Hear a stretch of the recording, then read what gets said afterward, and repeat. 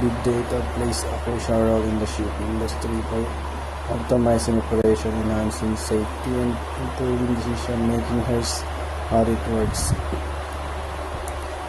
Voyage optimization. Big data analytics help shipping companies optimize routes by analyzing historical and real-time data on weather conditions, sea currents, traffic, and port congestion. This minimizes fuel consumption, reduces transit time, and lowers operational costs.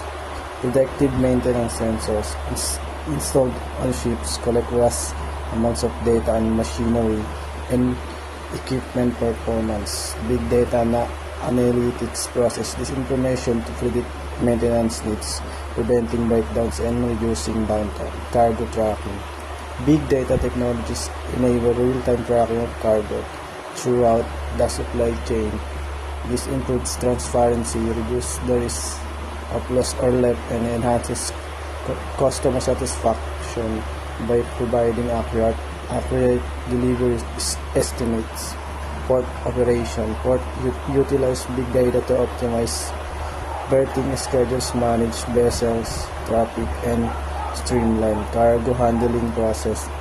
This leads to faster turnaround times for ships, reduces congestions, and enhances overall efficiency. Risk management. Big data analytics helps shipping companies assess and mitigate risks such as piracy, adverse weather conditions, or geopolitical instability by analyzing historical data. End-to-end companies can make informed decisions to protect their assets and ensure the safety of crew and cargo.